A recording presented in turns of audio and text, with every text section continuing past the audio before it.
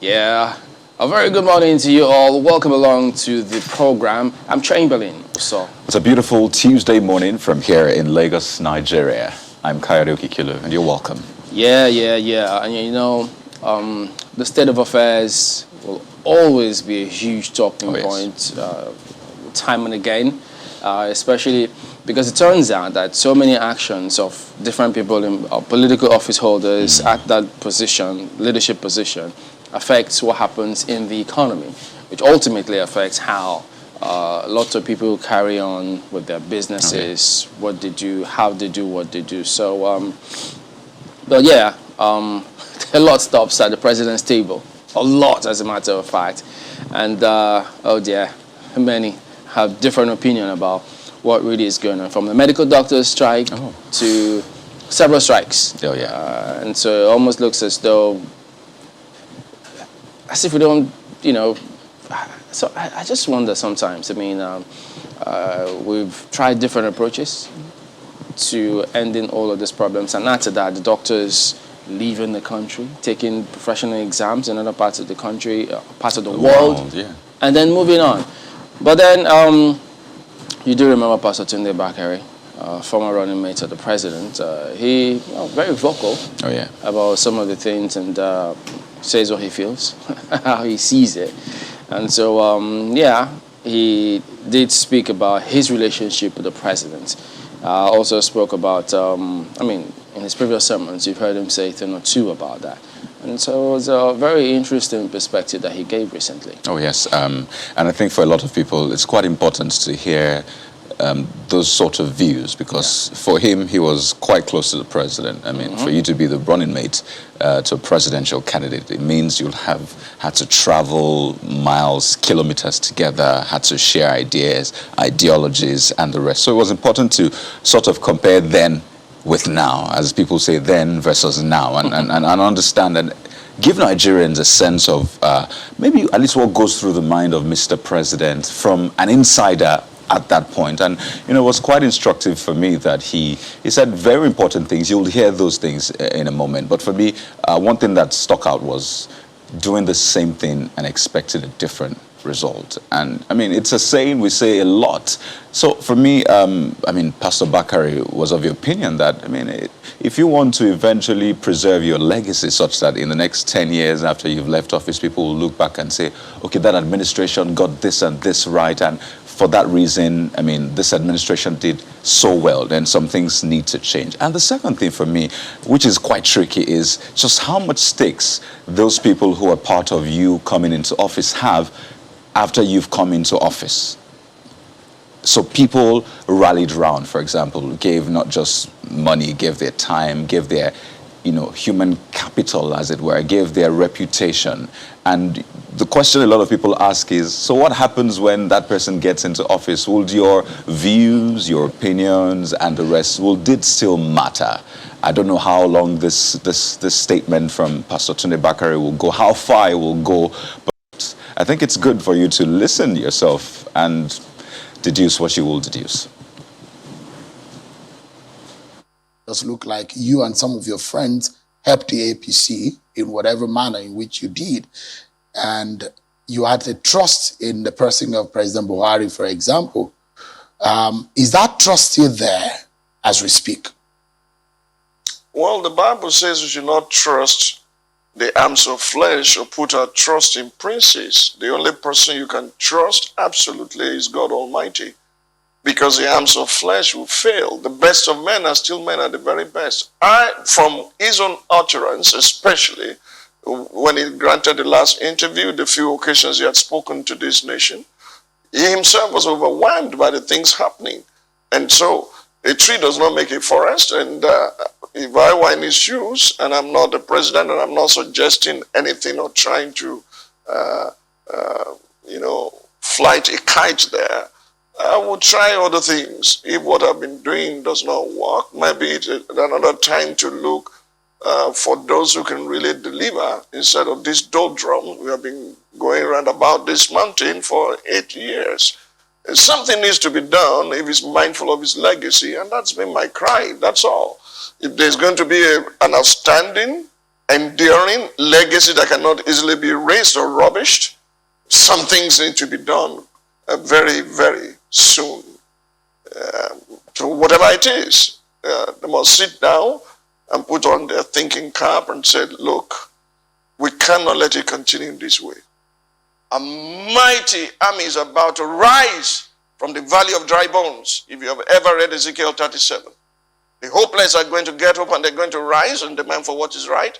And God is going to look for the best of the north and the best of the south, according to Ezekiel 37, to come and steer the affairs of this nation. This boat must not sink.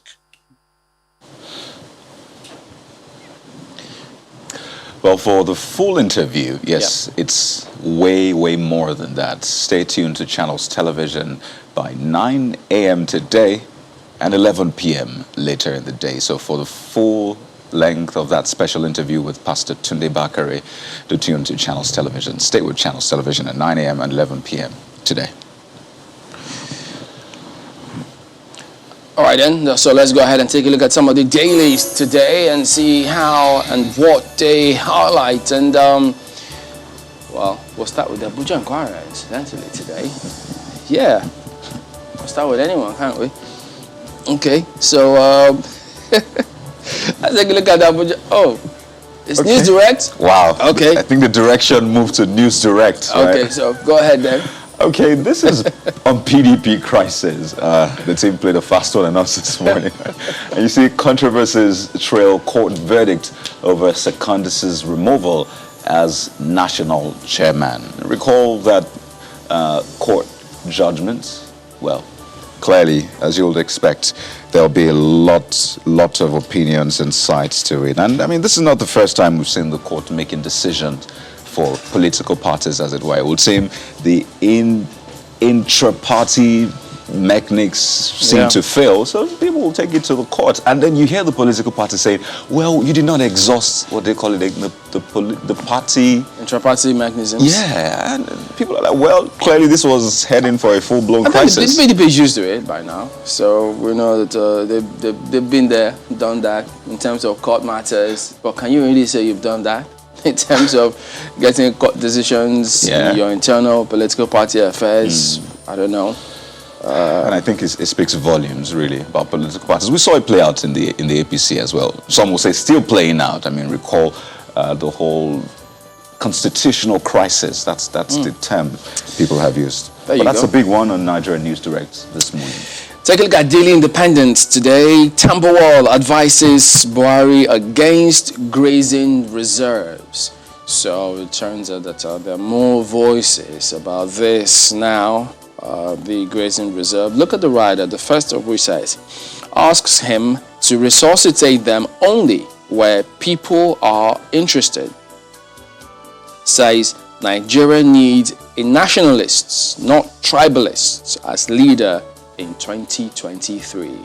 So, of course, we expect a lot of attention to be turned to 2023, and what the people are doing now as a sign of perhaps what to expect, or what you should look out for, which is part of what they're saying here. But I guess they always say we'll see how that turns out at the end of the day. But, excuse me, right at the bottom strip, you see NCC rakes in, what, 358 billion naira from Spectrum sale in 2 years. All right. Wow. That's interesting, isn't it? Okay. They equally have all that court cases, court stories, just right there. But you could take a look at it much later, if you will. That's still independent today. Well, for the Nigerian Tribune, the big one is quite different, and it concerns COVID-19. So just in case you have forgotten about COVID-19, which I doubt, but I mean, it's not impossible, right? COVID-19 third wave. Lagos records 135 deaths. 13 die in Osun in 1 week. So that's just a grim reminder of the situation. Over 400 oxygen cylinders used daily, Sanwo-Olu says. And when I read that statement, it reminds me of what played out in India at some point. That jostle for oxygen cylinders, the the fact that people were dying on the streets just because they couldn't get access to oxygen, of course, healthcare in general. And under that, you see Edo makes vaccination compulsory. So will that be the first states to do that, make vaccination compulsory? And clearly, that has been a big debate. Well, yeah, and globally, as a matter of fact, people are talking about medical freedom, even in the States where, I mean, they talk about medical freedom, how certain things should turn out, and who knows, it's something that will be there for a while, because those who say that, they say for a reason, because there are, I'm trying to remember that word now, those complications that come with it. And it turns out that in this part, so many people don't know what they're allergic to. They just take it for granted. They get in there, you ask them, are you allergic to this? No. And then it turns out that they are. So it's something quite interesting. But who knows? Who knows how it will play out, really? Especially given the state of our medical health sector, as a matter of fact. Exactly. Let us know what you think about that conversation around making vaccines compulsory. Edo State has blazed a trail, perhaps, maybe not, maybe another state has done that, but for what we have here, page 2 has more details. Court restrains secondists from parading as PDP chairman.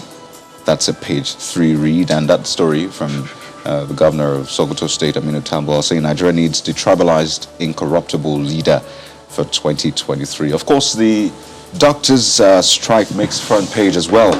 Court orders striking doctors to suspend strike. We have got no such order. Oh, let me take that again. We have got no such order. NARD reacts. So, typical. Let's see how far this one will go. And again, residents desert streets in Enugu, Imo, Anambra. Brace up against IPOB. IGP tells police. So, page 31 has more details. I wish I could tell you more about that picture you have on the front page, but I'll let you just find out more about it yourself. That's the Nigerian Tribune. Take a look at Vanguard next. Strike. Doctors adamant as FG hails court order. Court orders doctors, FG, to suspend hostilities till September 15. Oh. What a way to put it. Till September 15. And then you see some people say, well, order them to suspend strike. Oh, okay. So you see, the devil is in the detail. So just go ahead and read it. And as we always say, just put it in proper context. And then you see the other writers, we haven't been served any court order. NARD. You think these are politicians talking, you remember? This is how it sounds sometimes. And then, that's from the NARD president anyway, says strike goes on. They told us that much yesterday as well. Court order, welcome development, ascribed to FG, says court ruling won't affect implementation of MOU. NMA berates Federal Ministry of Health over face-off with doctors. Says 21 days of strike for Nigeria unacceptable. Notes going to court on part of government hasty. Dialogue with NARD now. Ojebulu charges FG. So, there you go. But in the meantime, speaking about all that grazing matter, ban on open grazing stays. Akeredolu, that's just above that mast of Vanguard. You could see that as well. But the images, the pictures you see right there, 15 Bethel students released after 46 days in captivity. Perhaps the IG should tell police, brace up for bandits and killer herdsmen as well. I mean, there are students that have been in captivity since May. This one's June. So imagine that there are children right now that have been in the bandits camp, the so-called bandits camp for months. I don't even want to think about the kind of things they hear and see every day and how that will affect them psychologically. That will probably affect their outcome in life. Hopefully not. But these things, you can't rule them out. Imagine having to hear the same thing over and over again. If that's not indoctrination, then what is? So these children come back home, honestly, I don't even want to think about it. When you see other climes, how the authorities take some of these things, the briefings they have on a regular basis, you just wonder what part of the world, if you're still part of this world. that we live in? Why can't the police look at best practices globally and do the same thing? It's as though their lives are not important, really. It shouldn't be us and them. They shouldn't act as though they exist only for those up there, and then those down there whom they're supposed to serve are just there. Look at Mr. and Mrs. Got the opportunity to read it today. Or Mr. telling Mrs., you keep talking about your boss as if he's the president of this country. What does he have that I don't? Is he richer and more handsome than me? You heard that before sometimes, haven't you? And then Mrs. tells Mr., don't force me to say the truth though. So, you can imagine what that means. What that could mean. What a day it will be in the home of Mr. and Mrs. That speaks volumes, doesn't it? Or flip to the back page. I could cheer you up, possibly. So, you see, double wahala for Seaman as coach flashes yellow card after seeing red. Whoa. Okay, I'll let you see that. Coach flashes yellow card after seeing red.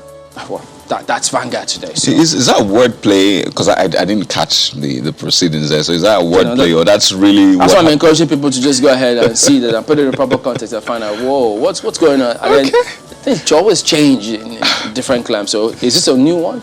You don't know. Interesting one. Well, for the Daily Trust, insecurity leads. Villagers stockpile arms for self-defense. That's on the front page of the Daily Trust. So we've heard governors time and again tell people to defend themselves. Some will say, well, security is every man's business, right? So is this what that means? But let me give you more context. Niger, Zamfara, Kaduna, Katsina lead. Well-to-do buy AK-47, others with ease. Remember the order of the president to shoot on sight anyone with AK-47? So put that in context. Sounds like ages now. I mean, has anything happened ever since then? Big question, and I think it will be good for. I mean, we've seen reports time and again, but I mean, let's hear these things, how the orders are being carried out. You see, lawyers decry unregulated use of firearm. So I don't know, because the debate is really huge. So you have people saying we're attacked on a daily basis. We can't pick up AK-47 rifles, wielding bandits, as they call them, as the media are sometimes guilty of these things. Because, I mean, bandits with AK-47. The terrorists, essentially. Yeah, terrorists. They are terrorists. So do you expect people to pick up stones against... I mean, yeah, the story of David is quite inspiring and all. But some people will tell you, well, I'm not David, clearly. That's not even my name. So big debate, but clearly... I fear for what will come in the future with this kind of trend. And you see the big picture of a chief of army staff addressing soldiers during his visit to the Nigerian army in Ibadan yesterday. And let me just say, it's always inspiring to see men of the military clad in their fatigue. And I mean, it's never enough to say thank you to them for their sacrifice. But clearly a lot of people have big expectations for the military and security agencies in general. Under that, you see court orders resident doctors to suspend strike. Page 4. And let me take just one more. 938 dead as cholera ravages 22 states. FCT. 900. That's almost 1,000? Yes, that's almost 1,000. I mean, earlier on we referenced COVID. That was 100 and something. Yeah, this is almost 1,000. Yeah. So, I mean, if we're going to use the mortality rate, I mean, this is probably clearly a bigger pandemic. Yeah. So on page 7, there's sports on the back page. Let's leave it there for the Daily Trust. Well, take a look at the Abuja Inquirer now. We can now. I hope. Okay. Yeah, there you go. Infighting rocks FCT Education Board. Board scraps member 1, 2 positions. Okay. Affected member warns of dysfunctional system. So, yeah, you see that now. And then Abuja Disco in mass recall of prepaid meters. Ooh. Yeah, when you hear mass recall, you just wonder, because you might be used to a certain standard of when you see this mass recall, what happens, the processes, the protocols.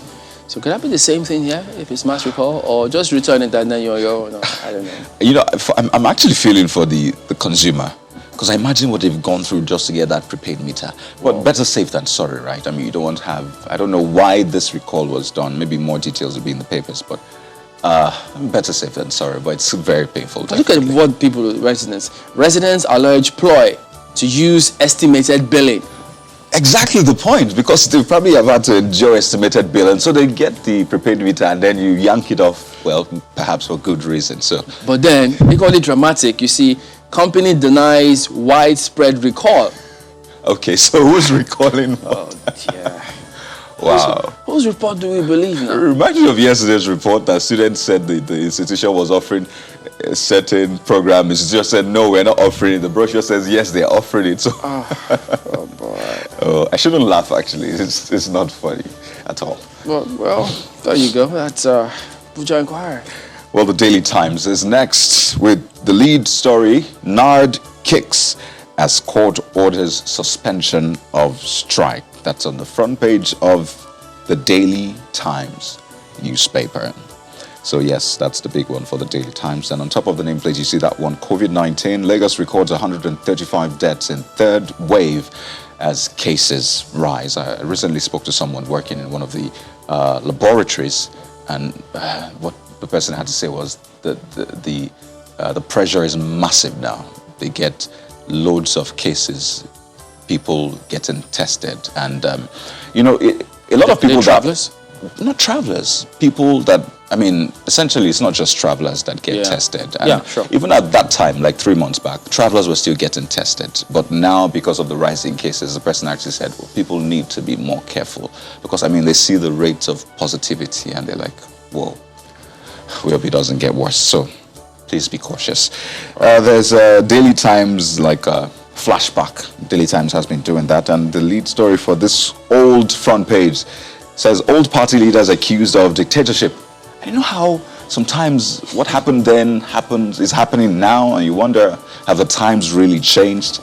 And you see, a vote against godfatherism in politics. I imagine this is decades ago. It's not quite clear, but clearly that's still a big deal. The Daily Times for you. So there you go. Well, that's it with the dailies, isn't it? Yeah. Is that why Daily Times are there to give us that look? Oh yeah, just to help us land, sort of. Oh boy, don't forget, you can always tell us what you think about some of these matters that you heard and seen and read possibly here. You're always welcome. Well, that is it. We'll look at some of the dailies here this morning. We're back in a moment. Stay with us.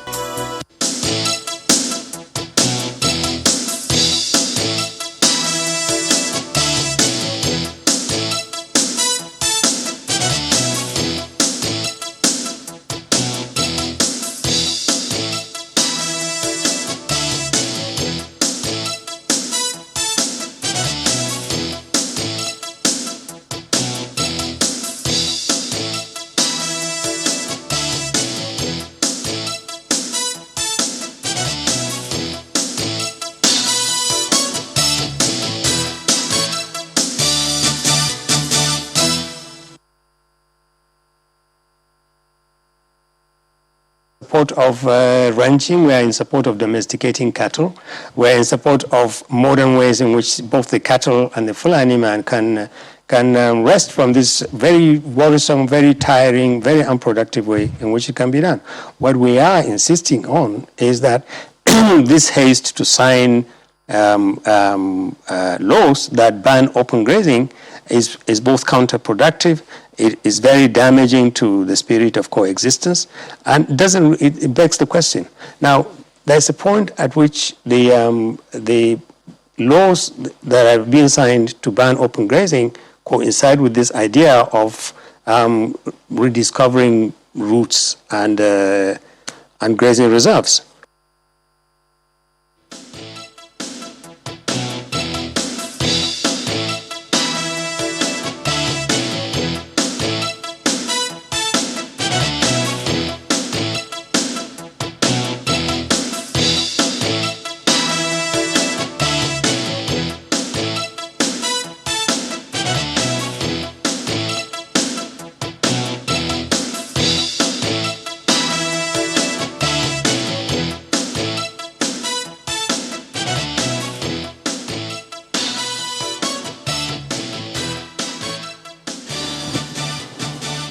Welcome back. Well, yes, indeed, still talking about those matters, grazing-related matters. Yeah, that's where we find ourselves these days. We've got Mr. Ahmed Raji, Senior Advocate of Nigeria, who joins us from our studios in Abuja. Good morning, and thank you for joining us today on the program, sir. Thank you and good morning. Thank you. Okay, now this, I mean, I don't know how long and when there will not be any reactions about this kind of matters or about most matters these days, as it turns out. Only recently, the president did approve recommendation of the committee to review with dispatch the 368 grazing routes across grazing sites across 25 states. And of course, there's been a lot of reactions about some of these things. So from your perspective, I mean, when this, was out there, legally speaking, what were your thoughts when you heard it? Because, I mean, there has to be legal position on this matter. Well, thank you very much. Grazing is part of agriculture. And when it comes to agriculture, we are talking about land. And in Nigeria today, the basic law governing the administration of land is Land Use Act. Of course, subject to or not subject to, it also accommodates the land tenure laws in northern region as well as state land law in southern region to the extent that they are consistent with the Land Use Act. But the basic main law, the ground norm when it comes to land matters is Land Use Act. And it overrides any other law. In fact, Land Use Act is a special enactment way above other statutes. Why do I say this? It is one of the few statutes found in the Constitution directly, which makes it special, and you cannot amend it except the way and manner provided by the Constitution, unlike other ordinary statutes. I think there are other statutes that enjoy this treatment, NYC Act, and I think Public Complaint Commission, something of that nature. I have searched through the Land Use Act. Grazing was referred to in Section 6. I cannot find anywhere where there's anything like grazing routes. Perhaps in the whole northern region, the local laws made provisions for grazing routes, maybe. But when you are talking of the whole country under the Land Use Act, there is nowhere the Act accommodates anything like grazing routes. In fact, the management of land is in the hands of the governor of each state, and to a limited extent in the hands of the local government chairman or local government authority. And there is no role for the federal government as far as the Land Use Act and management of land is concerned in Nigeria. Of course, when the federal government needs lands in the state, it will inform, or for a public purpose, must be, it will inform the state government. The state government will now, for overriding public interest, acquire that land. That will not entail routes or grazing routes. So that's my own humble understanding of what grazing route is vis-a-vis the current land regime in Nigeria. So does that then suggest that these committee recommendations is tantamount to putting something or nothing with regards, particularly in context of the Land Use Act?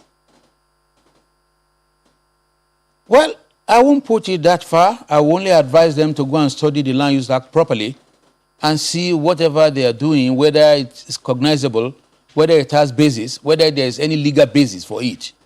Because you are talking of routes that will cross across several states.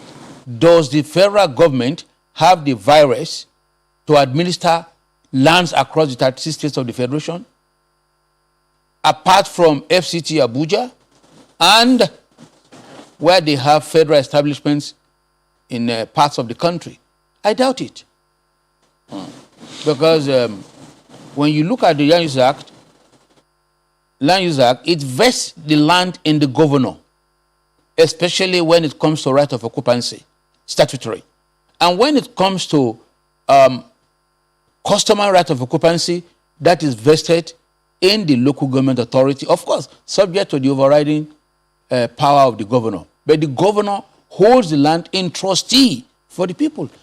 And when it comes to making regulations, no mention was made of the federal government. The nearest thing to it is the reference to the Council of States and not the federal government. I would recommend to the committee that they should go and examine Land Use Act properly before venturing into what may come out to be something that will promote or lead to acrimony and crisis. I mean, but what about those who say the school of thought that believes that they hinge this on part of the terms of reference of this committee, which is to collate and determine status of grazing reserves. So they argue that, look, they're not planning to take fresh land. That if there were grazing routes, or they assume that there are grazing routes, they want to determine the level of encroachment on those already existing grazing routes with a view to finding out, okay, look, who has encroached on this which already existed. Is that tenable? If there's an encroachment, I think who are the owners of the grazing reserves? Is it not state government? The state government should be the one to complain and not the federal government. Who owns the grazing reserve? Who owns it? Is it a state government or a federal government? If a grazing reserve belongs to the a state government and it is run by it, whatever route leads to that grazing reserve is the business of the state government. And what kind of routes are they talking about? Are there no roads created by the government, maintained by the government?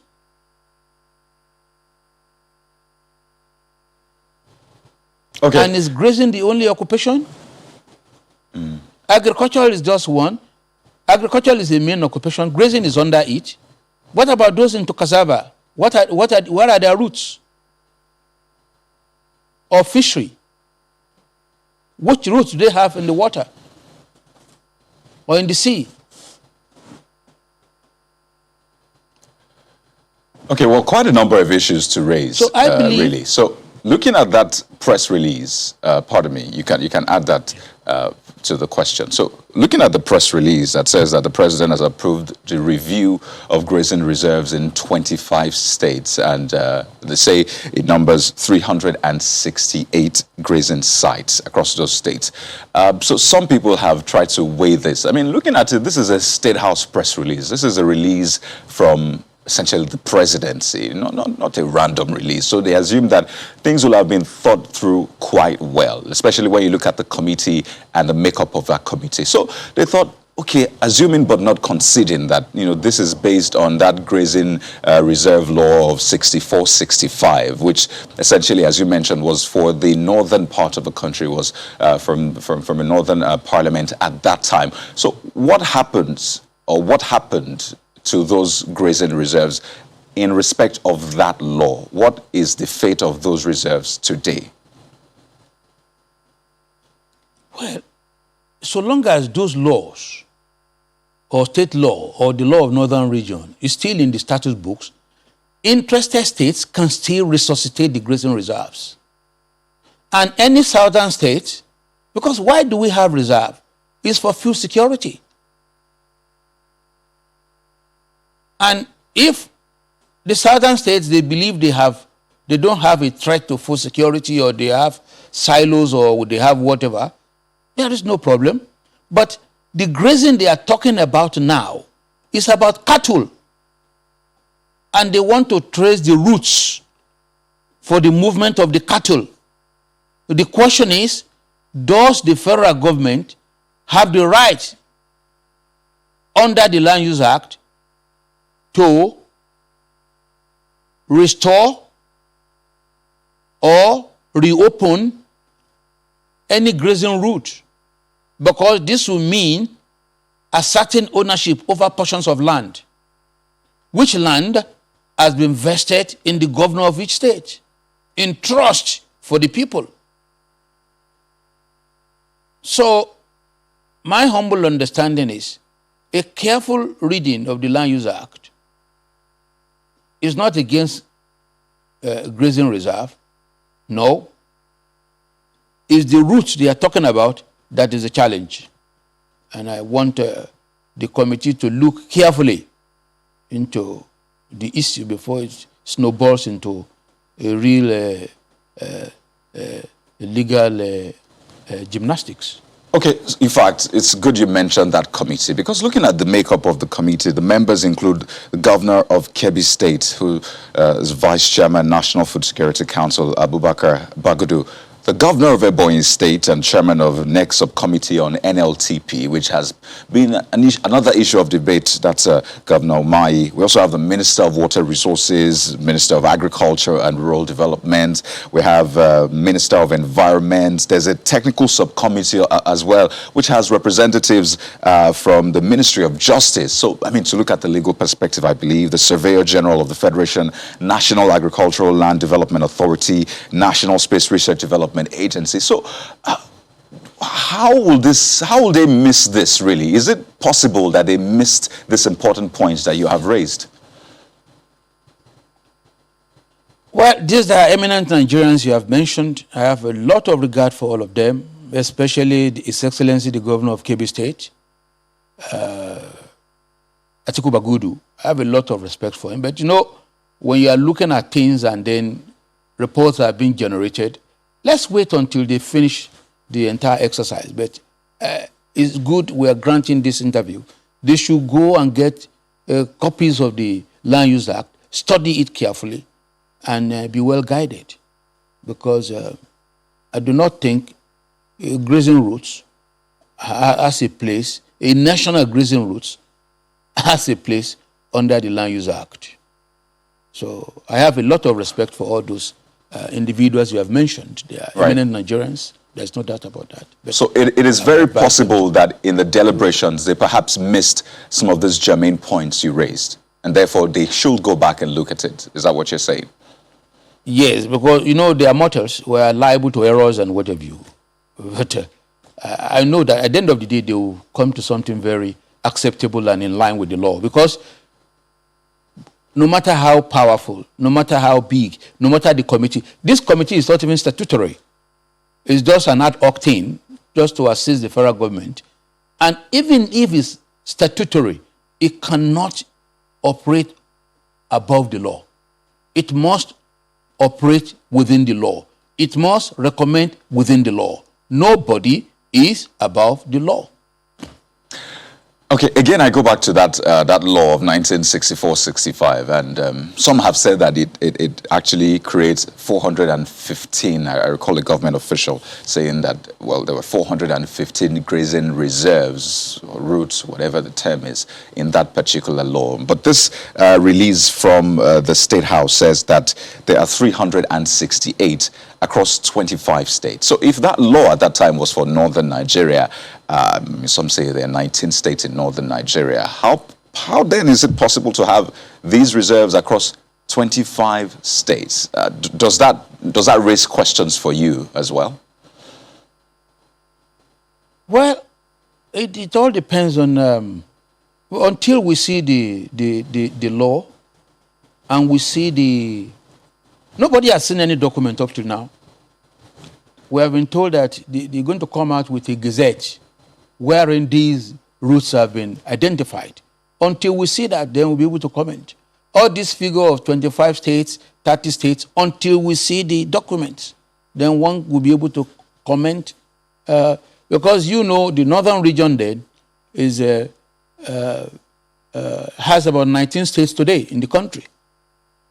Perhaps maybe additional 6 states more, the route extended. But how can a northern region law create roots in either western region or eastern region or midwestern region? That is part of the riddles we have to wait for until we see the document. Do we have a document? The northern region parliament Right. only had the virus to legislate within northern region and not to legislate and create, assuming such roots existed, to create grazing routes outside his region, his area of legislative competence. That's another debate entirely. But let's see the document. When we see it, subject it to public debate, and let's see what it takes. But my point is, let us go back to Land Use Act. Because whatever grazing reserve law, or grazing routes law, state land law, land tenure law, Land Use Act overrides all of them. Because it states under section 6 or so of or 4 of the Land Use Act that any state land law, any state land tenure law must have to align with the provisions of the Land Use Act. So Land Use Act is the constitution as far as land matter is concerned in Nigeria. All the state legislation, they are like subsidiary instruments, which must align with the Land Use Act. Speaking about documents, I just want to get this clear. Are you saying that this release, which was signed by Mr. Garba Shehu, the Senior Special Assistant to the President, is not enough to go by? I mean, it contains the figures I told you about, the number of grazing reserves in 25 states, 368 of them. So that's a document of some sort. Are you saying it's not much to go by in the whole conversation around grazing reserves, what the law says? Well, you're talking of a very important matter touching on land. With the greatest respect to Alhaji Garba Shehu, whatever statement he makes cannot represent the law. I mean, what I mean is this. I'm not saying it's wrong, but it's not the law. We have to see the law. We have to see the instrument. Because a press secretary has made a statement, that does not mean it's the law. It can be mistaken. It may not be well advised. It may not be well guided. So, let's see the instrument. What is he referring to? What is he speaking from? Is he speaking from institutional memory, or is speaking from some instruments that are yet to be released to the public? Let's see them.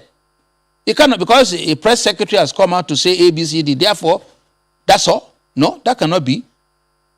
Not even the president of the country, if he speaks and it's not in tandem with the law, it cannot be right. Or a governor, it cannot be. Not even the United States of America, president.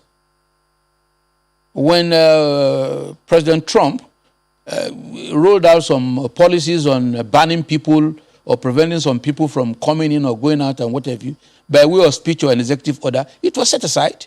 So how much less a press secretary making a statement? What about it?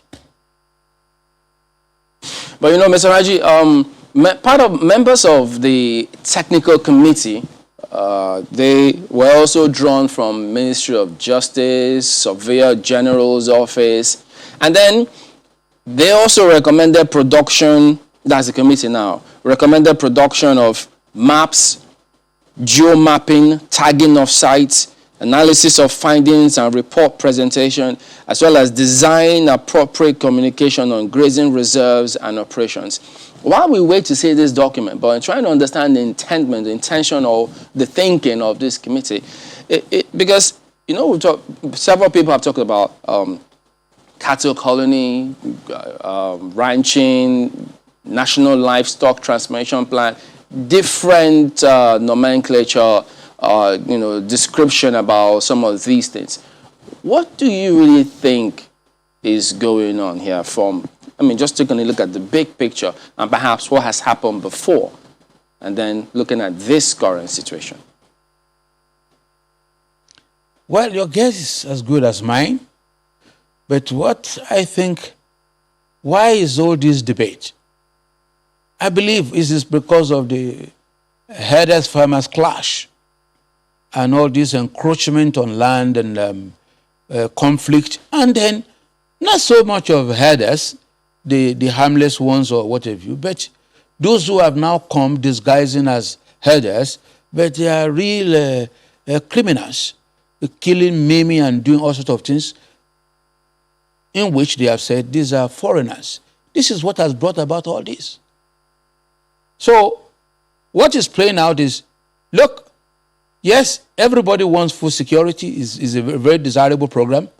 Everybody wants to be guaranteed that there's going to be food. Otherwise, if there's famine, there can be a problem. But with what is going on in several parts of the country, and the unfortunate thing is, even the clash between the farmers and herders is more pronounced in the north. Unfortunately, most Southerners don't know this. The amount of killing going on in some parts of the north is unbelievable.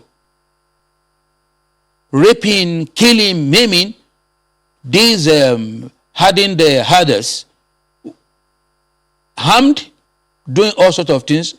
An emir cried out in Taraba State the other time, and he threatened that he's going to take some steps against them. I mean, based on what they were going through. The same thing, I think a structure, a very strict one was issued in Kano State, that no farmer or no village head should part with land to these foreign herders.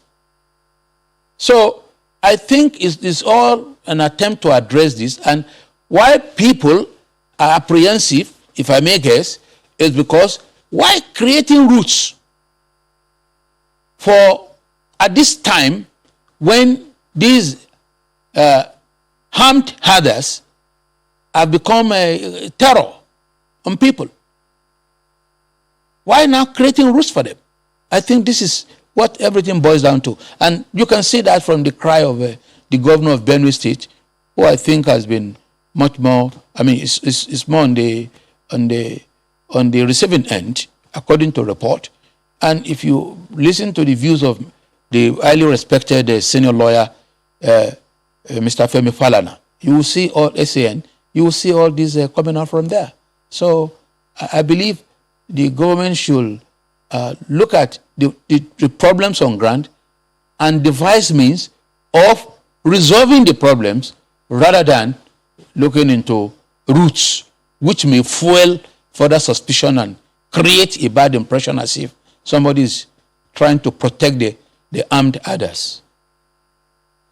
Okay, so this conversation perhaps is quite never ending, but so there's the consideration of states that have signed the anti-open grazing bill into law. We saw Rivers State recently signing, even though Ondo State governor says it will stay. And from what it looks like, it appears as though this is something the federal government might follow through with. The president hinted at it during that interview, saying he has told the attorney general to, go and dig them up, and then followed by this months after. So hopefully, we don't know what will happen in the coming months. What kind of impasse do you see playing out now that states have that anti-open grazing law?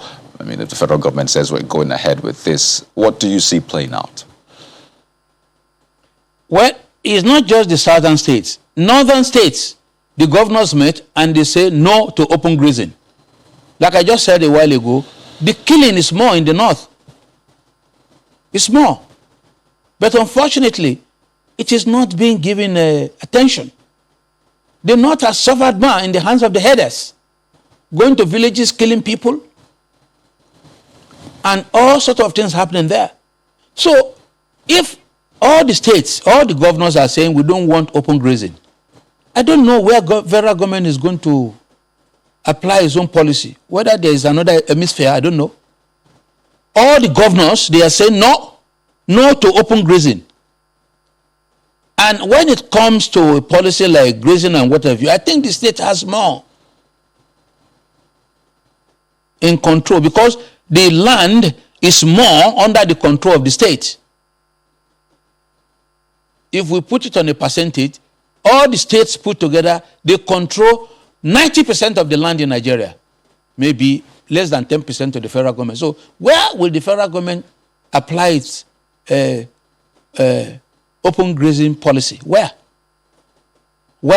And in whose interest? To serve what purpose? I think there should be a rethink on this in the interest of everybody. The federal government should concentrate on the good work they are doing and not spoil it with this open grazing palaver. So most of the conversation we've had has centered around the legality or otherwise of this, and you have cited the Land Use Act, the Grand Norm. You have referenced that old law, the Grazing Reserve Law of 64-65 as well. So essentially, this perhaps rises and falls on laws. Do you see a solution to this? Because clearly there's a challenge. You've referenced the farmer-herders clashes, and you say that perhaps this is in line with trying to find a solution to that. So do you see a solution to this in the law? I mean, maybe we're overlooking it, or at least the committee has overlooked it, such that we can look to the law and say, well, the law says this is what we should do. So let's apply it and sort this. I believe the committee should look into the Land Use Act carefully and very meticulously. They will find a lot of solutions to whatever they are looking for. And without aligning their recommendations with the Land Use Act, it will only boomerang into a big lawsuit, which we don't need. We don't need it. Okay, but what do you think about this? The federal government is doing well in railways. Let them concentrate on railway.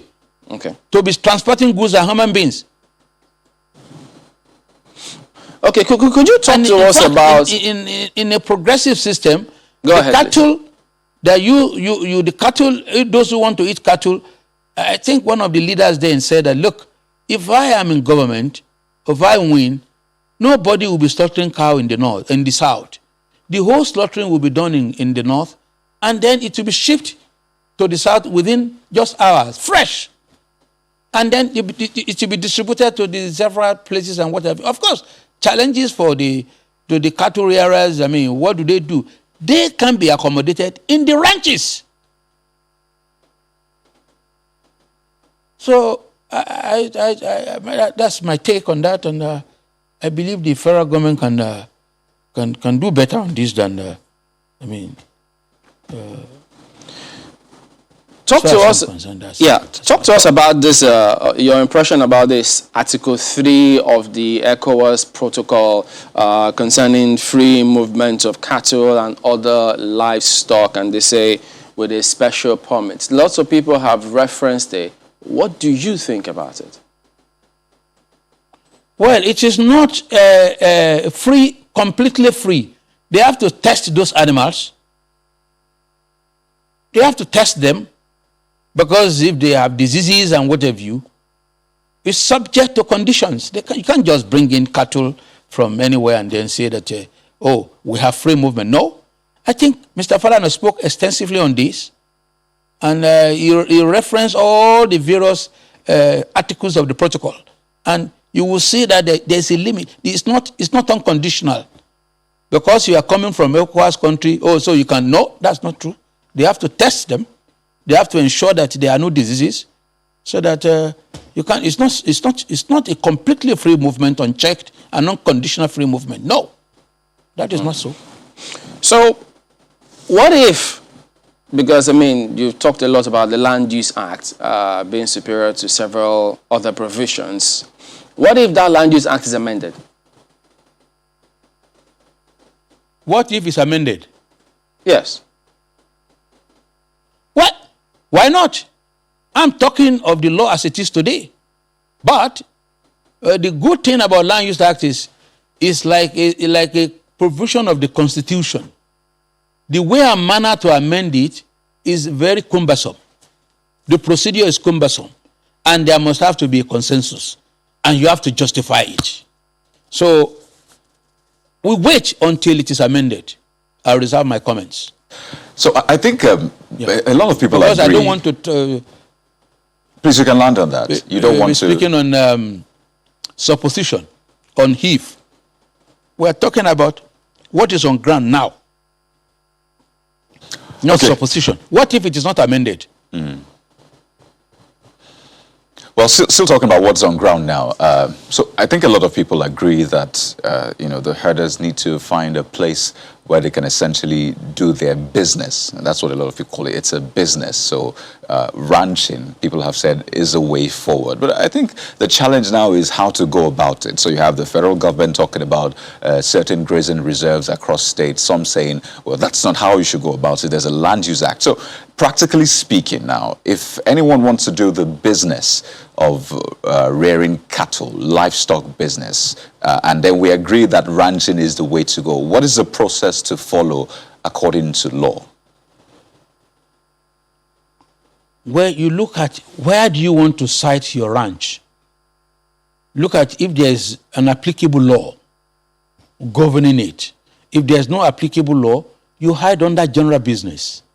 Because under the Land Use Act, Section 6 allows the local government to grant a customary right of occupancy for grazing, for agriculture, about 500 hectares, and for grazing for about 5,000 hectares. And if it is more, you need to get the consent of the governor. So you can hide under that. And grazing, ranching, they all mean the same thing. If within the grazing zone that you are given, you do your ranching there. And there is no state or no part of the country in the past without some form of ranches or the other. I know one in my own place is called Fashola, and they used to have all sorts of animals there and whatever. And those who want to go, they will go there and buy and then do and use it for whatever they want to use it. So, back to your question, it has no problem there. The Land Use Act already carries with it the permission to do grazing. And within the grazing zone you are allocated or allotted, you can ranch. Ranching means you don't allow the cattle to be moving about anyhow. You put them in one place, they'll be able to move around, and that is why the law says for ordinary agriculture, crops and what have you, an average applicant is entitled to 500 hectares.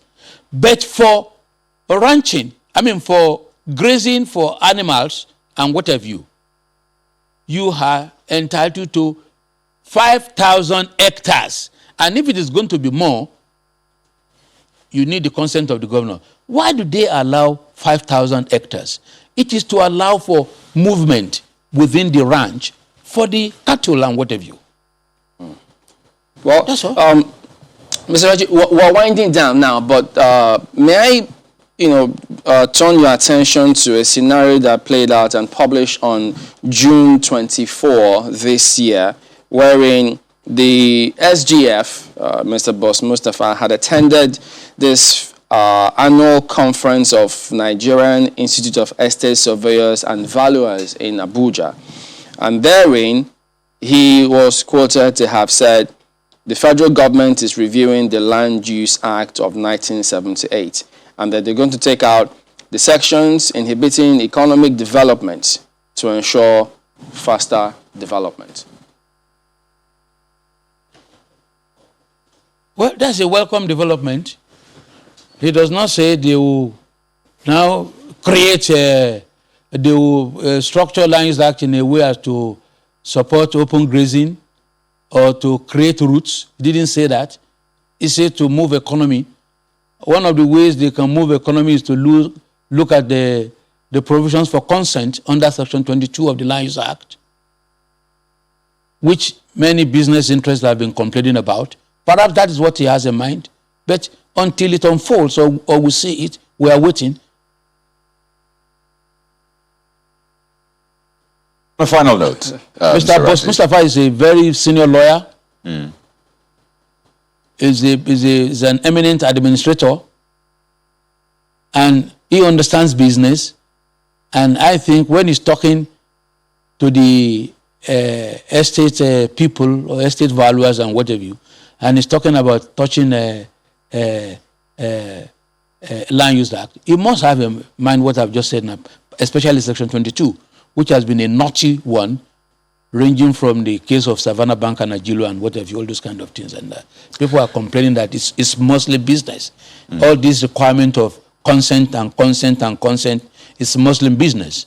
And they want, why don't we rely on the rule of priorities in the land registry and all those kind? Maybe that's what it means, and not in terms of open grazing and what have you.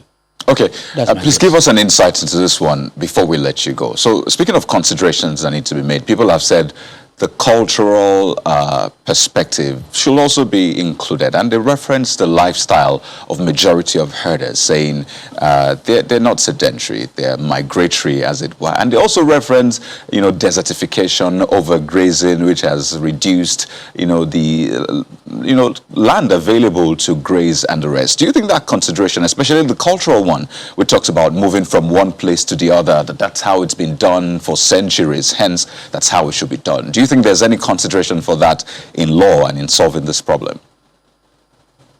Well, with time, people evolve. Society evolves. Nobody is more nomadic or was more nomadic than the Arabs. But today, when you go to the Arab countries, they don't move about. On the others here, I believe it's the fault of our government. If they have developed the society in a way and manner as to make movement unattractive, that won't be there again. For example, which of our leaders we want his or our child to be taking cattle from Nguru to Parakot? Which of them? Going through the bush.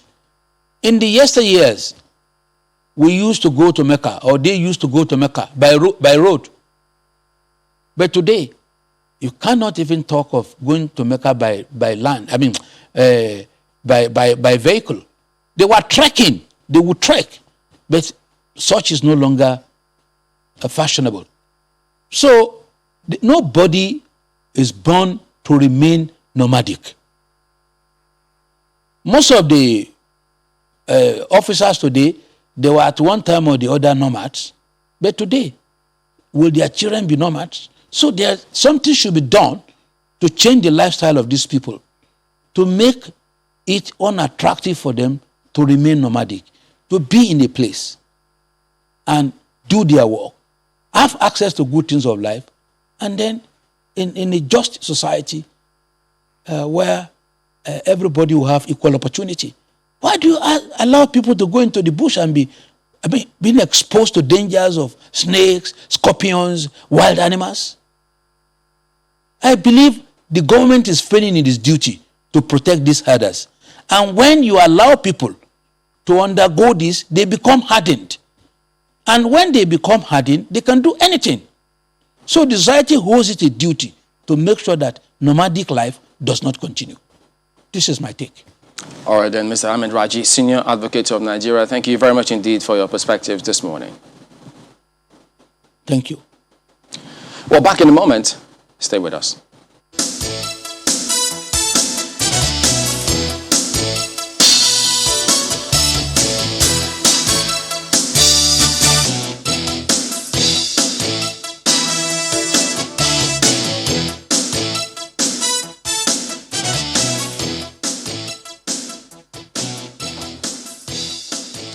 Welcome back. We're continuing our conversation on the subject matter and more. We've got, as you've seen there, His Excellency Samuel Ortom, Governor of Benue State. Good morning, sir. Thank you for joining us today on the program. Thank you very much, Chamberlain. I appreciate. Good morning, viewers. Okay, well, yeah, you've heard about it. Everybody's been talking about it. The President's approval of the recommendations of the committee to review with dispatch the 368 grazing sites across 25 states, which they've not disclosed those 25 states. You've been consistent in your perspective about some of these issues, but now, given this latest perspective, what do you think is going on? Thank you very much, Chamberlain. And, I want to say that I'm disappointed with the presidency. One, we expect that we're in a democratic governance, and the presidency would have understood this. Some weeks ago, Mr. President challenged Nigerians that whether he is not ruling this country according to rule of law. And I came out swiftly and said that, Mr. President, if some people are deceiving you, let me tell you the fact on ground. You are not ruling this country according to the rule of law in all aspects. Some aspects, yes, but in other aspects, you're not doing it. And here we are.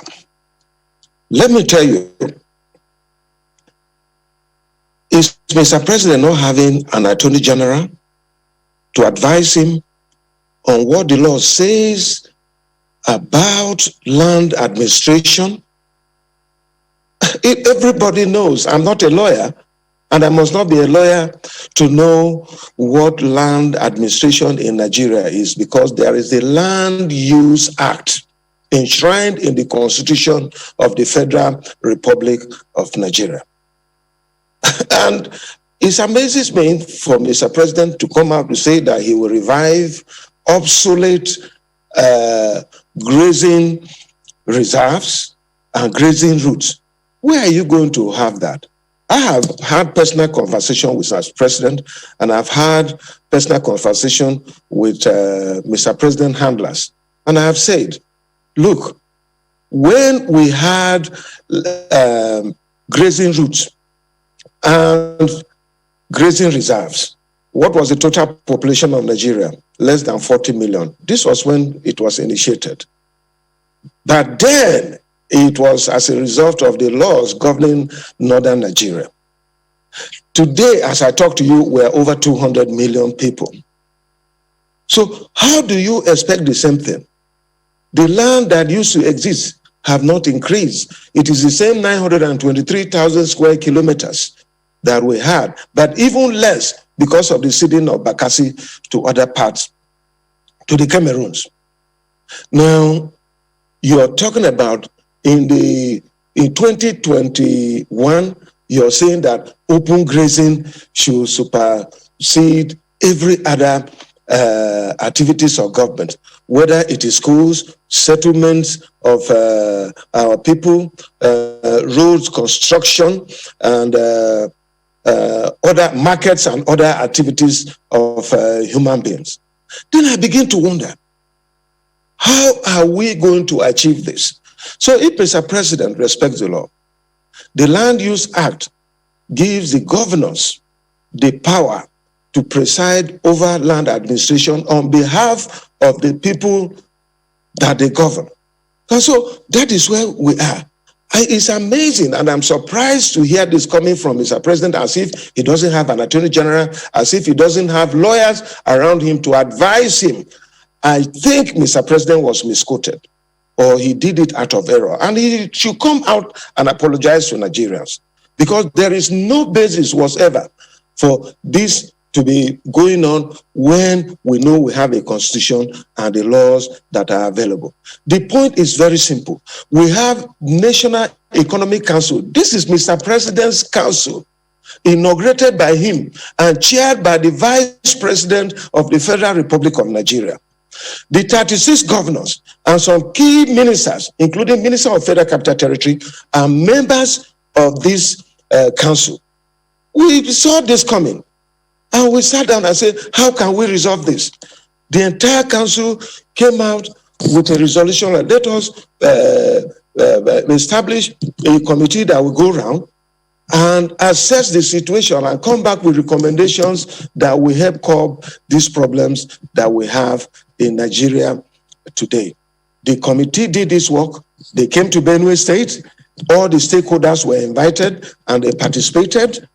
And it was resolved at the end of the day, after visiting several states, that ranching should be adopted. But where states that have enough land to do open grazing, they should do it. If they want Ruga, they should do it. If they want cattle colony, they should do it. If they want open grazing, whatever they want, they should do it. But state by state case should be respected based on their peculiarities. And this is what we came out with.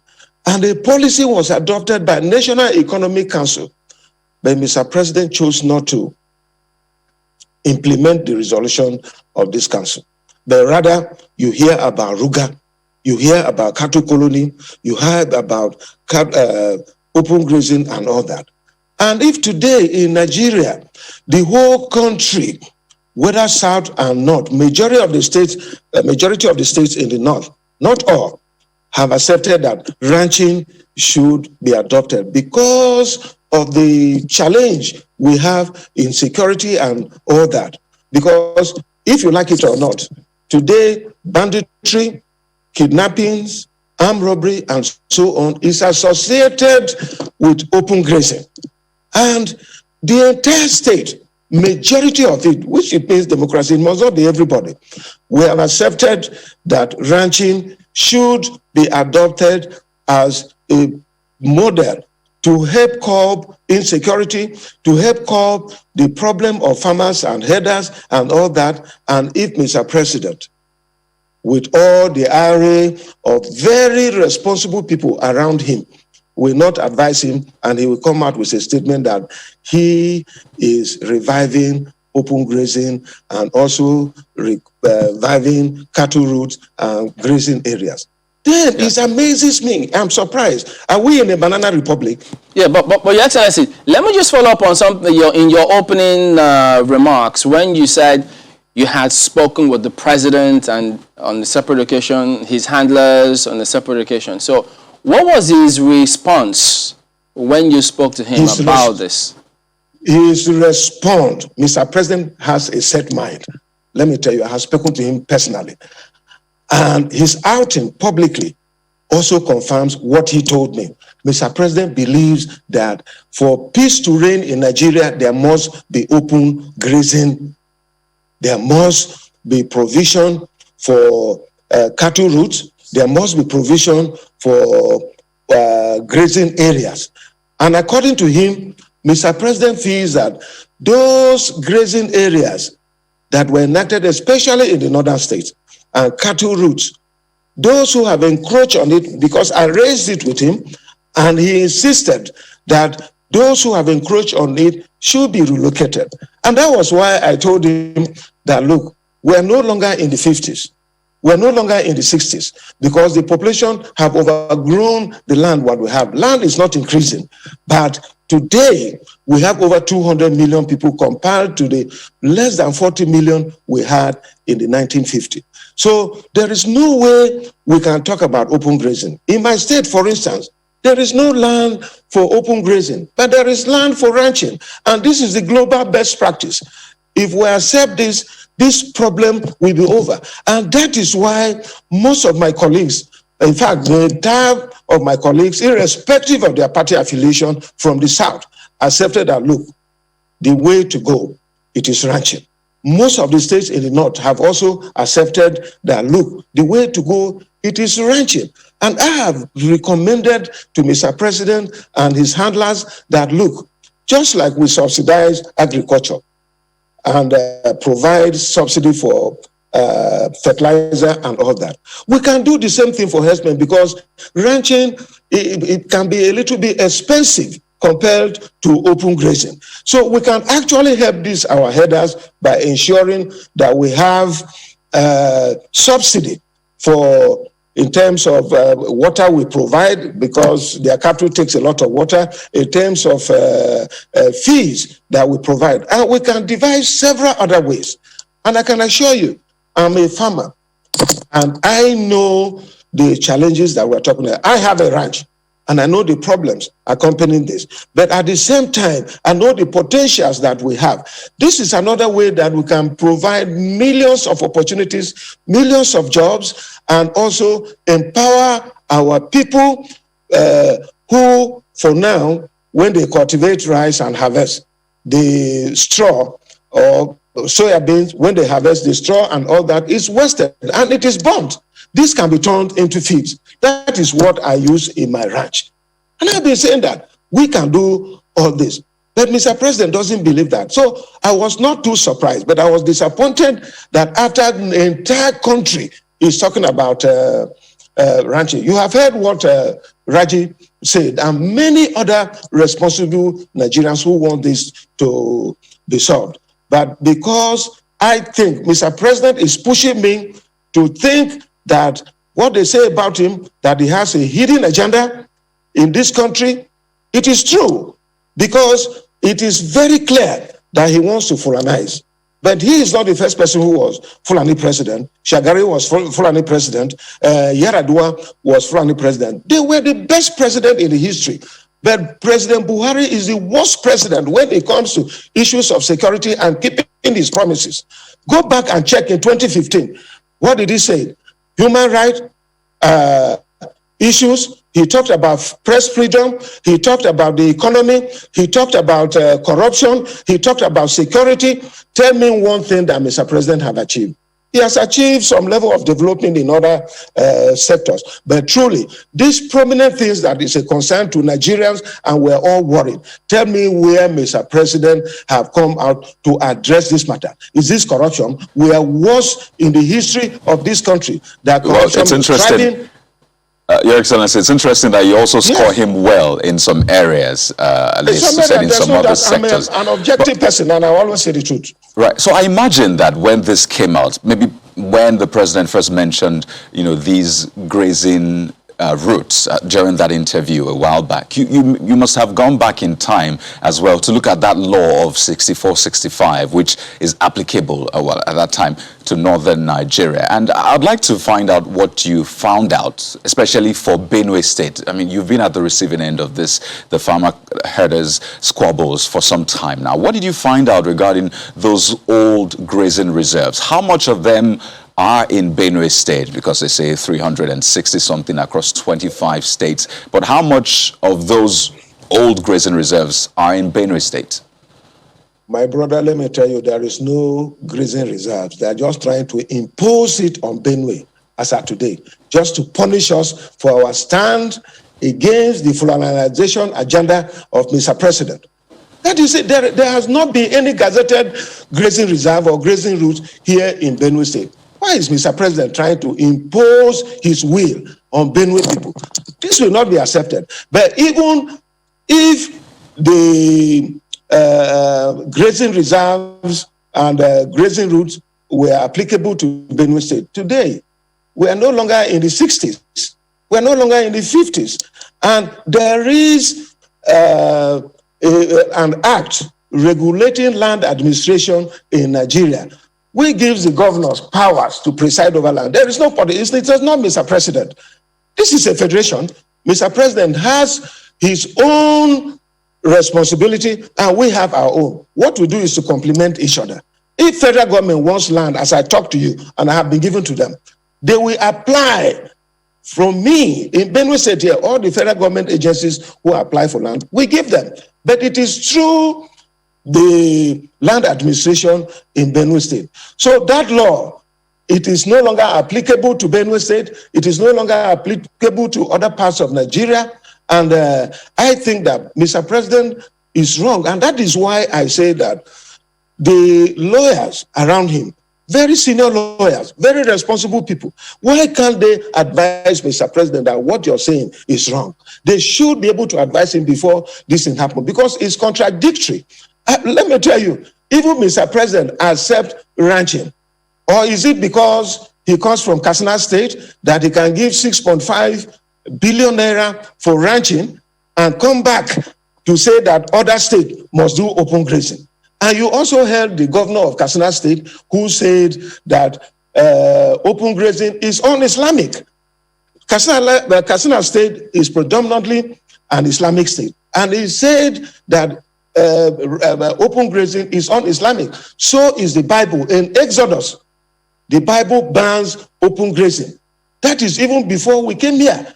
And so if Mr. President decides to go and give 6.5 million to Katsina and then abandon us, who started these projects in 2016, even in the National Livestock Transformation Program, which we were all part of it, 36 governors and all of us did it, and Benue State was a champion of ranching in this wise. Mr. President have not cared to even put Benue on the map of the 7 pilot states that are designated to do ranching in Nigeria. So you begin to look at this level of injustice, unfairness, and inequity against us. Is it because we have stood against his colonization agenda? Mr. President, when he came in 2015, he said that he wants to be president for the entire country. He will be for nobody, but for everybody. But today, Mr. President has shown that he's a president for Fulani people and not for Nigerians. And that is why we're worried, and we have decided to voice out. Whether it is with the last pint of our blood, we are giving up, because at any given point, we must sacrifice. And at my age, I have no reason to be afraid of anybody or say the truth. The Bible says that you shall know the truth, and the truth will set you free. Whether they like it or not, this is where some of us stand, because we believe that this country belongs to all of us. Look at my cap. Anywhere I have been, I have portrayed the image of this country. Look at Nigerians' colors there and Benue colors. They are here. And so I believe in the unity of this country. And I cannot allow someone to destroy this country for no reason. All right, Your Excellency, we'll continue this conversation when we return from this break in just a moment. Please stay with us.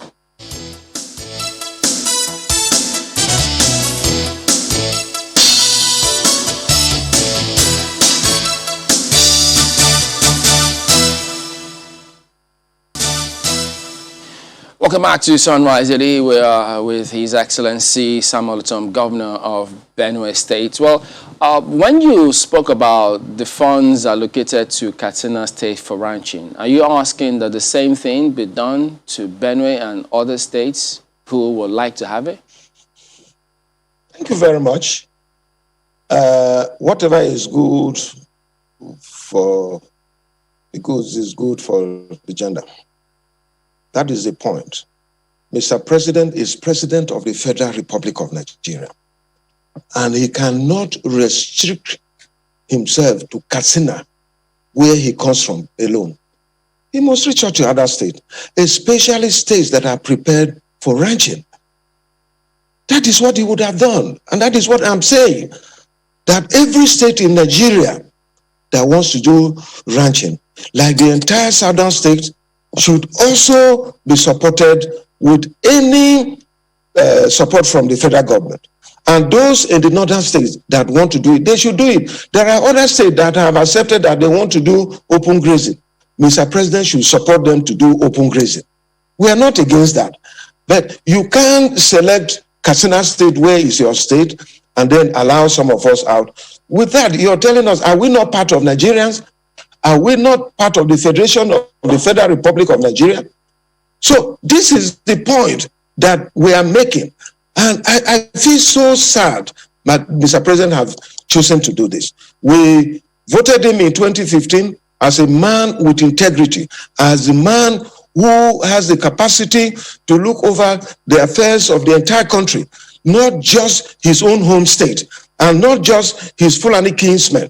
There are no doubt, there are good Fulani men in this country. It will be a logical fallacy for me to say that all Fulani men are bad in this country. There are very responsible, like I've said, Shagari was a Fulani man, Yaradua was a Fulani man, but look at what they did. But Nigeria have never been divided in this manner. All that you hear Mr. President say is that what Jonathan did in 2015 and so on. And that was why the people of this country changed Jonathan and changed the PDP and gave APC mandate to fix Nigeria.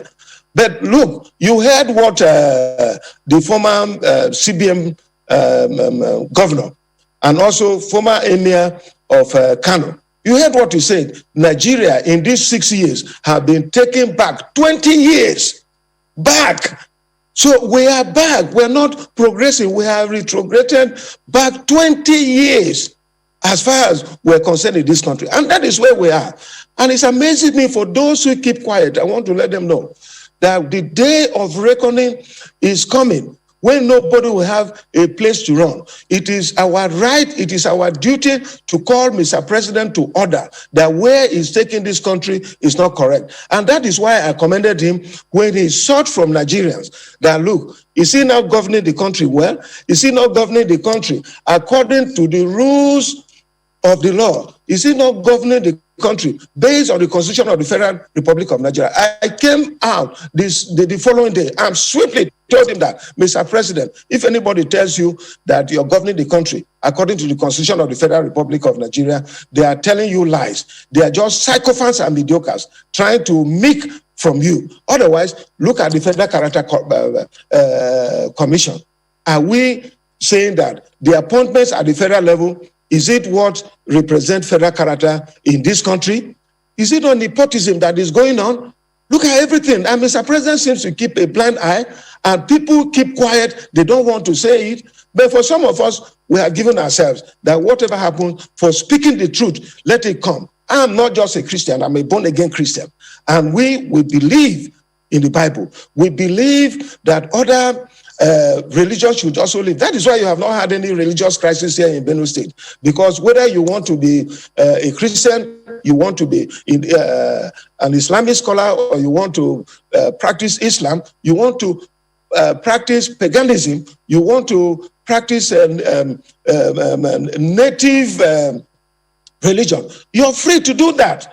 But others are free to do that. But where people are just trying to coerce us, look at the attacks. As I talk to you, how can I be a happy man when I have over 1.5 million IDPs every day crying, staying in the rain? What have Mr. President done as the president of this country? I feel pained, and I feel so sad that we're really disappointed here in Benue State, and all that they do is to insult me when I say the truth and try to advise Mr. President. They stop me from even visiting Mr. President. That they provide funds for other states to solve their basic problems. I came here in Benue State. I had arrears of over 70 billion, and I told Mr. President, I wrote to him, 28 billion was allocated as bailout funds, which we are still paying. And I tell you, other states had the same thing. But now Mr. President have chosen to give it to other states that are APC with him. No wonder a former chairman said that when you're APC, your sins are forgiven and everything will go right. Is the president a president for APC or for Nigerians? So these are the issues. Well, and Governor, quite a lot of them you have raised indeed. And, you know, it's quite important, especially when you talk about that religious freedom. And I think that's the way to go clearly, especially because we've seen what this can do. But it's like we've been here before, really, because you talked about we've gone back 20 years. And I recall that time as well, there was a first National Livestock Development Project, the FNLD, now it's NLTP. And at that time, the federal government gave 50% of the funds, states contributed 25%, and the World Bank gave 25%. That was at that time. And now that you're saying, well, you're open to having... Oh, yes. So now that you're saying your state is open to getting some sort of seed fund like Katsina State got as well, in what way would it work? If the federal government is given, how much stakes, how much say will the federal government also have in how the business is run? There is a National Livestock Transformation Committee here in Benue State. And we leave room. And we're not just talking about ranching cows. We're talking about ranching pigs. And in any case, I'm a chief man from Benue State. If you ask any chief man in Benue State that which is the sweetest meat in the whole world, they will tell you that pig is second, because they have not had the privilege of eating all the meat in the world. So we are also ranching pig here in Benue State and other forms of livestock and even poultry. We're doing it. So in the document of the National Livestock Transformation Plan, we captured all this into it, and we are ready to key into it. But government was supposed to give us some seed funds. So they now gave it to Katsina State and left some of us who were champion of this ranching out. And that is why we're not happy about it. We are ready at our own end. Even now, if you come to Benue State, you can see a number of ranching here and there and all that. Well, all this narrative that they try to insult that Ortom sent Fulanis away. Some Fulani men are my best friends. as I talk to you. And nothing like that has been. We have not sent any Fulani man or Hausa or Yoruba or Igbo man away from here. If you want to do livestock business, the only thing we say is that obey the laws of the land. And we'll be home with you. We have no land for open grazing, but we have land for ranching. If you want, apply. And there we are going to give you. Benue State is a peaceful place for all. But as I talk to you every day, because of the body language of Mr. President, Mayati Allah have continued to sponsor terrorists and bandits and killers into Benue State, and they have been killing our people.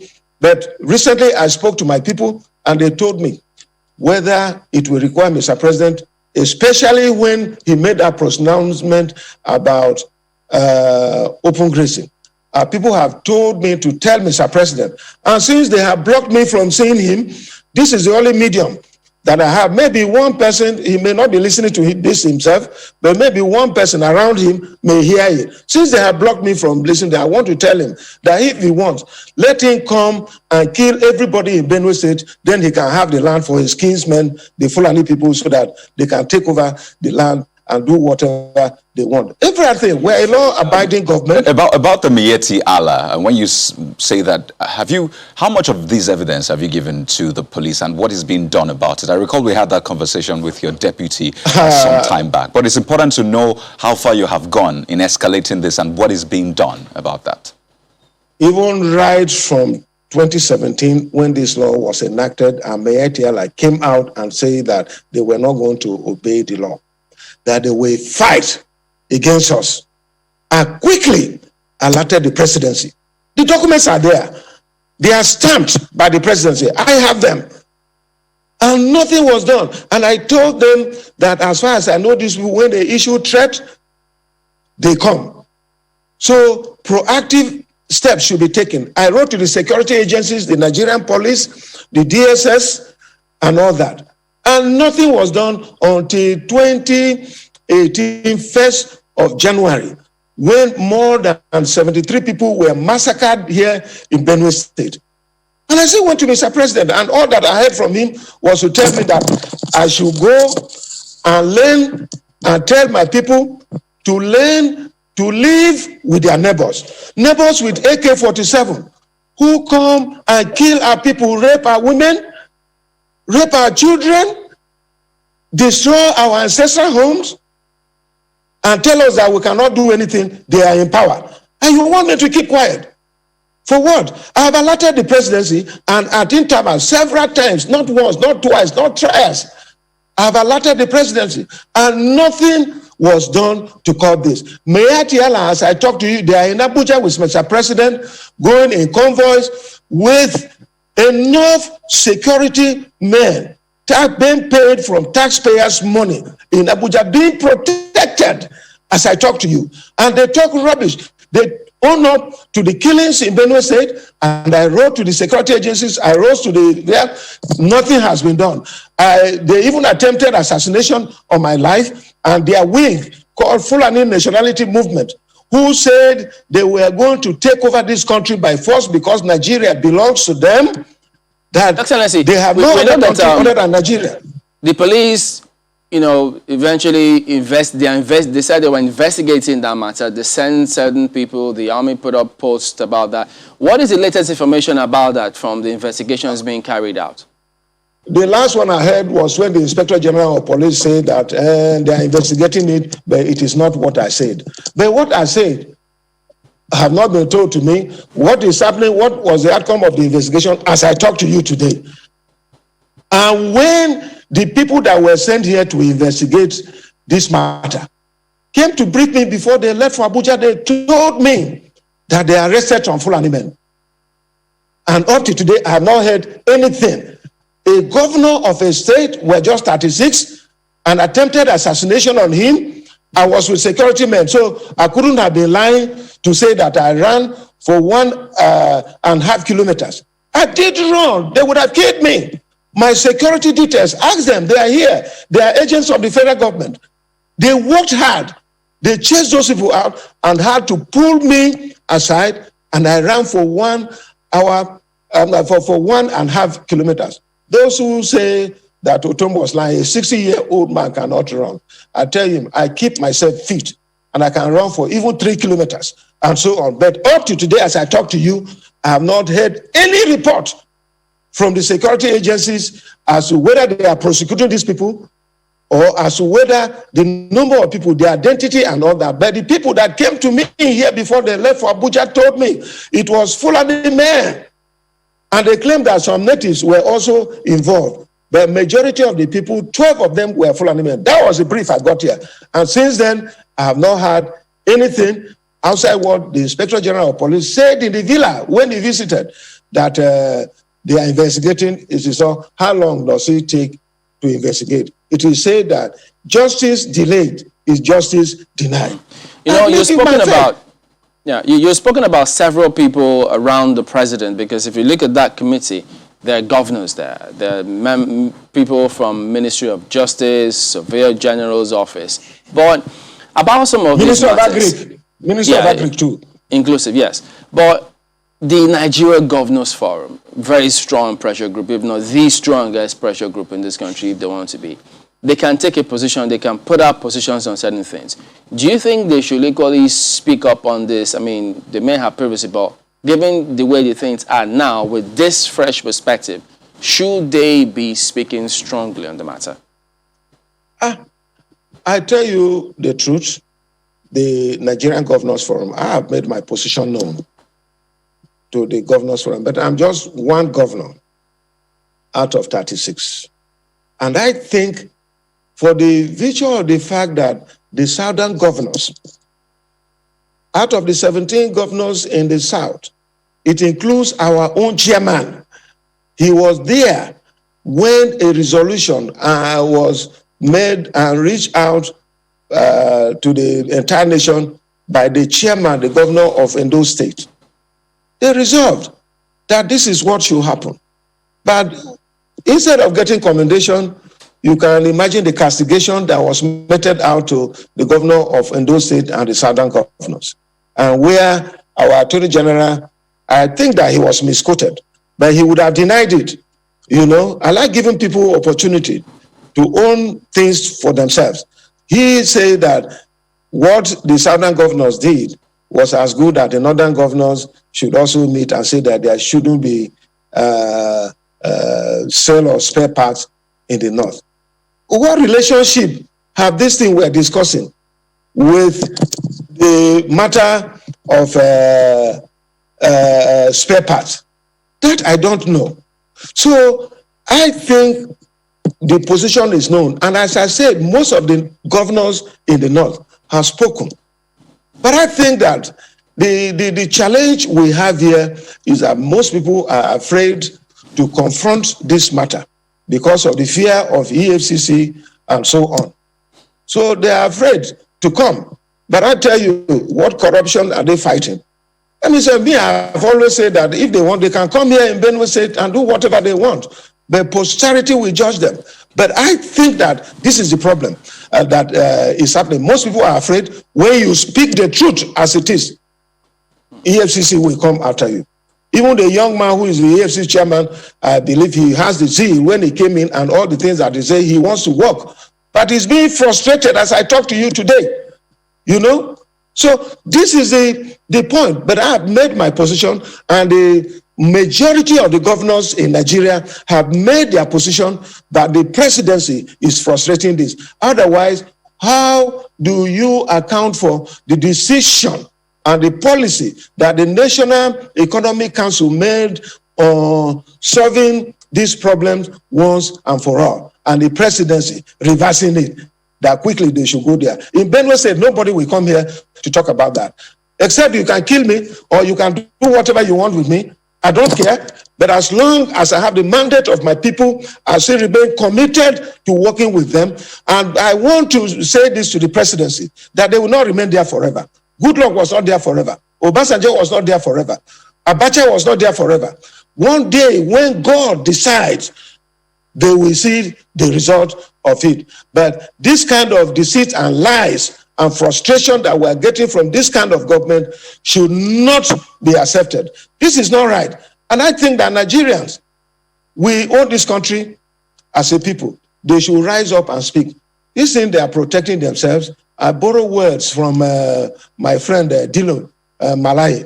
If you talk, you die. If you don't talk, you also die. So why should we keep quiet? Just speak the truth and let it be known and let it be on record. If I die today, let it be on record that I believe in a cause, I fought for it, and I stand for it, and there I remain. And because I love our country, Nigeria.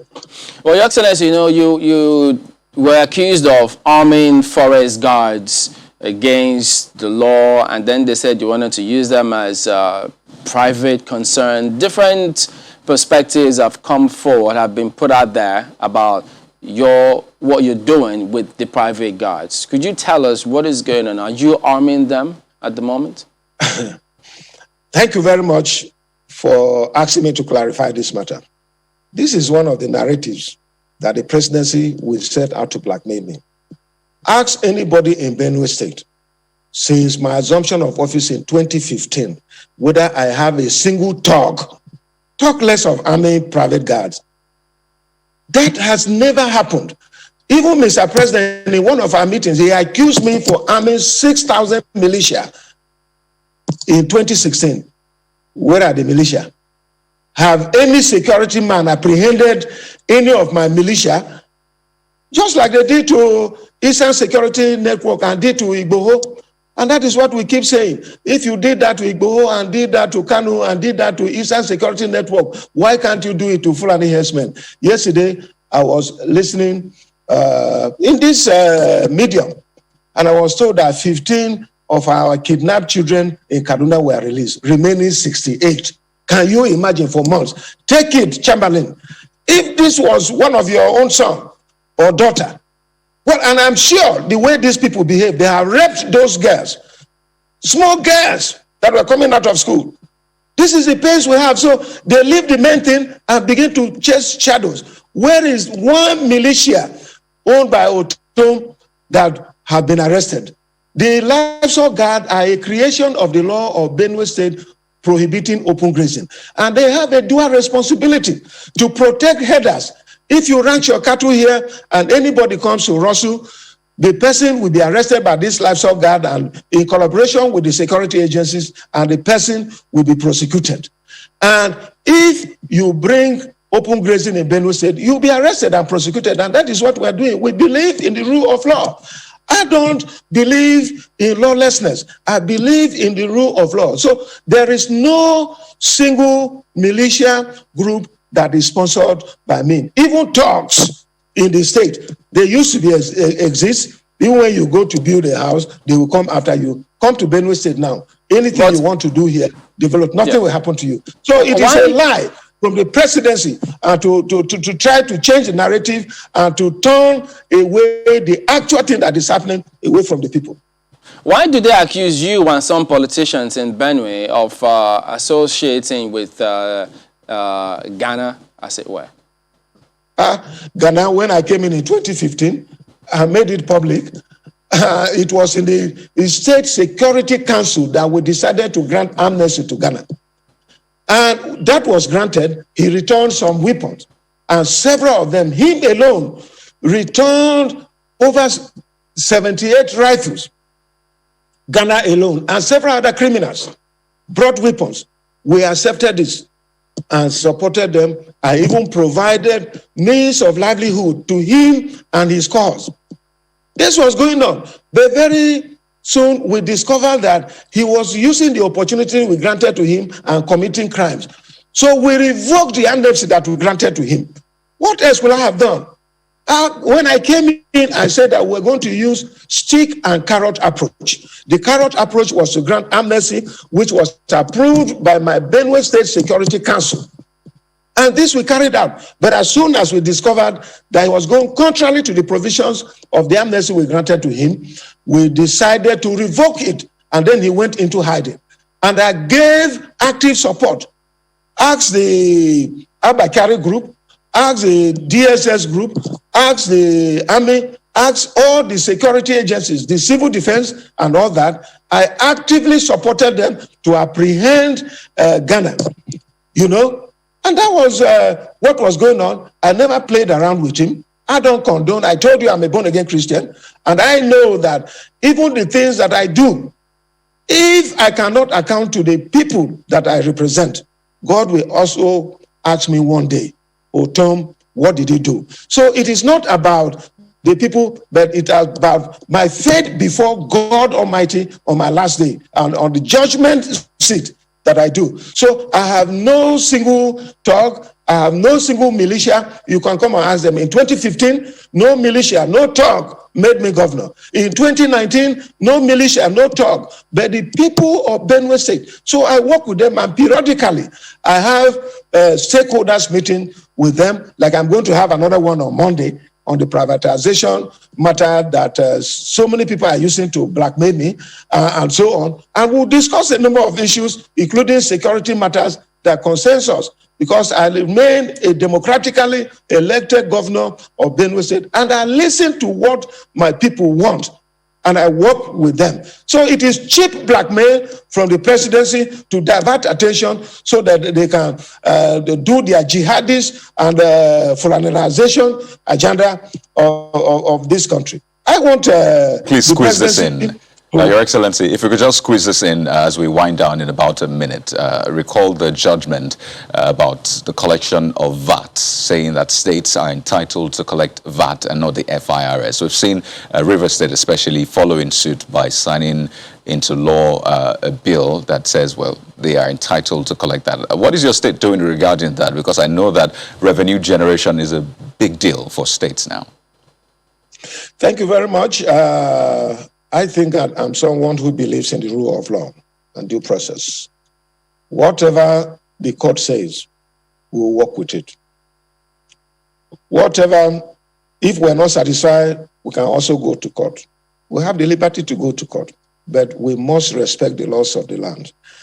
Anything that will make us not respect and obey the laws of our land, we are heading to lawlessness. And when there is lawlessness, there will be anarchy. So I have no issue with that. I understand that the Federal Inland Revenue have launched an appeal. If at the end that comes, but as for now, my Benue State Executive Council is looking at the implication and what we need to do as far as we're concerned. But I tell you, the ultimate will be that we respect the laws of our land. All right, then we do thank you very much indeed for talking to us today, His Excellency Samuel Ortom, Governor of Benue State. Thank you very much. All right, so there you go. But it turns out that, well, yes, we did start out talking about that interview with Pastor Tunde Bakare when he said the initials remain the same, PTB. Yeah. And he thought, what about President Tunde Bakare? It's still PTB. Anyway. It's still PTB. Oh, yes. Just very funny. But yes, indeed. So you need to take a look at this because that interview will be coming up soon. I'm a free citizen. I can run for anything. When that time comes, the whole world will know. I'm a free citizen. Nothing stops me. Nothing bars me. There's nothing that can say, oh, you can't run for this, you can't run for that. And I respect other people's right also to rise and run. Right now, that's not my immediate focus. My immediate focus is if there's no nation to preside over, so what are you running except you want to run out of the country? The preparedness of mind is what I'm asking here, whether or not Pastor Tunde Bakare might throw his hat in the ring in 2023. Is there a possibility of that? You can see my head, that there's no heart there today to throw into any ring. I'm wearing my head straight and I'm focused on what I'm doing. But guess what? Whether as Pastor Tunde Bakare or as President Tunde Bakare, the initials will still remain PTB.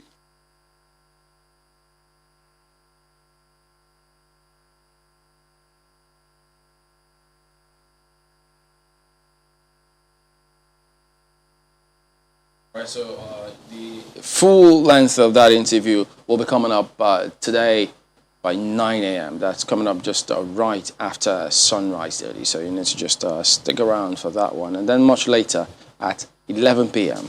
That will be after the news at 10.